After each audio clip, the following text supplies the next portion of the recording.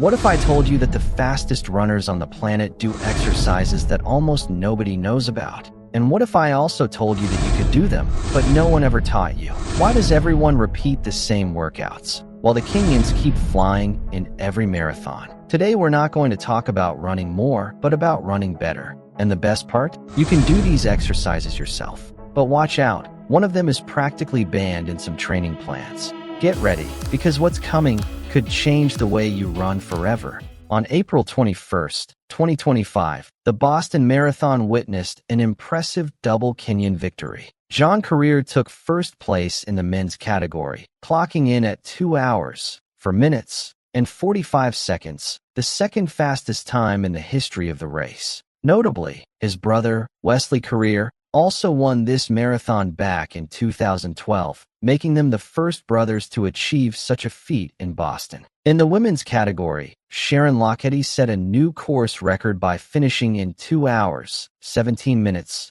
and 22 seconds, beating the defending champion Helen Obiri by 19 seconds. These wins reinforce the dominance of Kenyan runners in the marathon world. So what's their secret? Up next, we'll explore 3 little-known exercises that might be part of their formula for success. Exercise 1. Foot and ankle strengthening. Feet are the foundation of everything, but no one trains them. We demand power, stability, endurance, and yet, we keep them locked in cushioned shoes all day long. Kenyans do the opposite. As children, they run barefoot on dirt paths, with rocks, uneven terrain, and constant changes in surface. The result? Feet tough as stone, ankles that absorb impact without giving in, and a running technique that starts from the ground up, not from the legs, from the feet. One of the simplest and most powerful exercises is this. Walk barefoot for 5 to 10 minutes on an uneven surface. It could be grass, dirt, coarse sand, even small gravel if you can tolerate it. This is not about running. It's about activation. As you walk, try to grip the ground with your toes. Feel how the muscles you never use suddenly wake up. And most importantly, keep your posture tall, eyes forward. This simple drill improves proprioception, strengthens the arch, activates your toe flexors, and builds 360-degree ankle stability. If you do this 3 times a week for just 10 minutes, you'll notice your foot strike changes. It becomes firmer, more precise, and over time, much faster. It's not magic, it's going back to basics.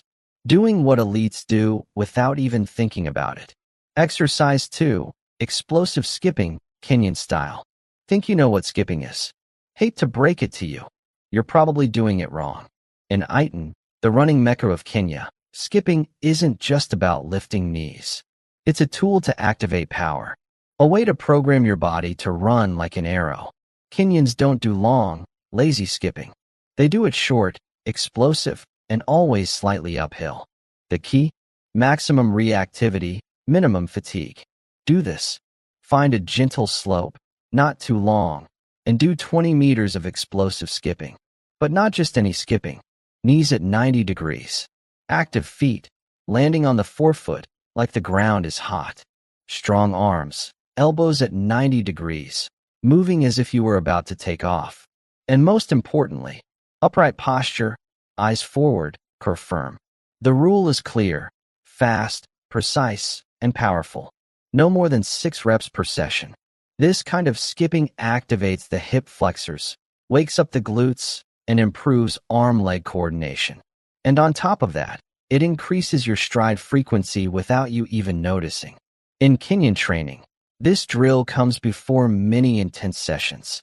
It's a ritual, a system reboot, as if the body says, now I'm ready to fly. Do it twice a week before key workouts, and you'll start to hear your strides sound different, like you've got springs in your legs. Exercise 3. Dynamic stability and reactive core. Do you know the difference between a runner who flies and one who falls apart at the slightest imbalance? Core control. But I'm not talking about doing crunches on the floor.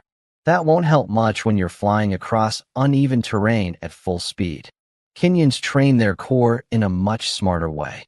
In motion, in imbalance, under pressure. Want to try it? Do this. Find a surface that's not completely stable.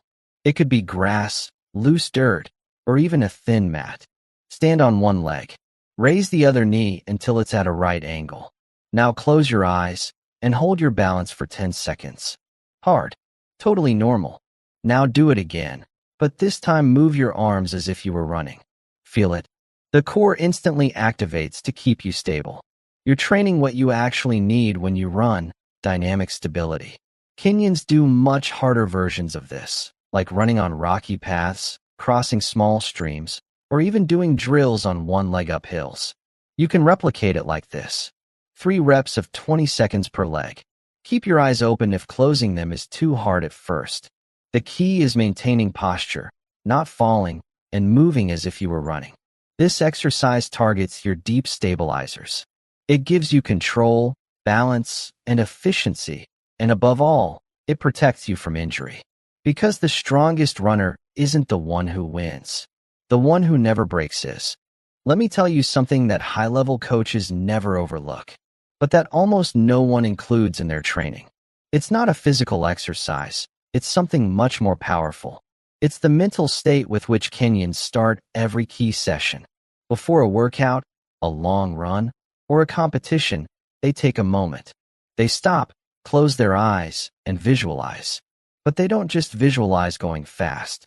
They visualize how their body runs, how their feet land, how they breathe, how they cross the finish line, calmly, powerfully, confidently. And when they open their eyes, they're already in champion mode. Do this. Before your next important workout, sit down for 1 minute. Close your eyes. Imagine how you're going to run. Visualize the path, your stride, your breathing. Listen to your foot strike. Feel your rhythm. Then, quietly repeat this phrase 3 times. Today I fly. Today I am strong. Today I run like I've already won. Sounds silly, right? It's not. You're training your mind to perform.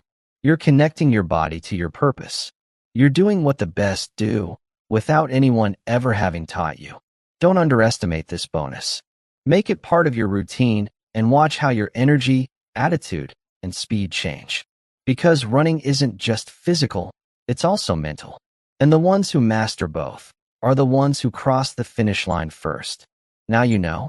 These 3 exercises aren't in the typical training plans, but they are in the routines of champions. You don't need to run more, you need to run better. And this is exactly what they do. Are you going to keep training the same way, knowing what you know now? Or worse, are you going to let this slip away tomorrow? Here's my challenge.